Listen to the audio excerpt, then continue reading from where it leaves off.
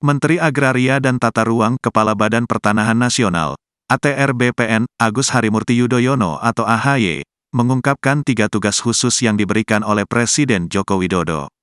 Hal ini disampaikan dalam sambutan Rapat Kerja Nasional, Rakernas, Kementerian ATR BPN 2024 di Hotel Shangri-La, Jakarta, Kamis, tanggal 7 Maret tahun 2024.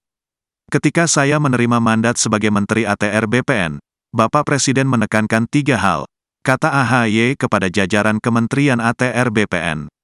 Tugas khusus yang pertama adalah penerapan sertifikat tanah elektronik agar dapat dijalankan lebih masif lagi.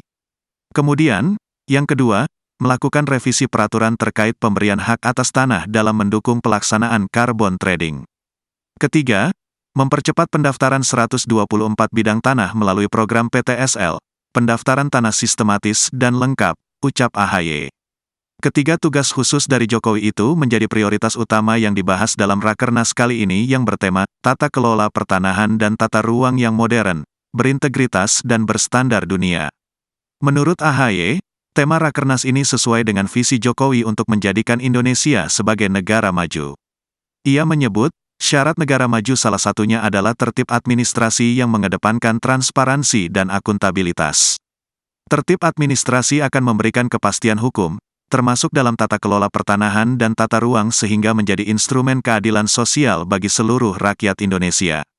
Ketua Umum Partai Demokrat itu kemudian bercerita soal kunjungan ke Manado, Sulawesi Utara, saat membagikan sertifikat tanah. Ia bertemu dengan seorang nenek berusia 80 tahun yang memiliki tanah dan rumah tanpa sertifikat.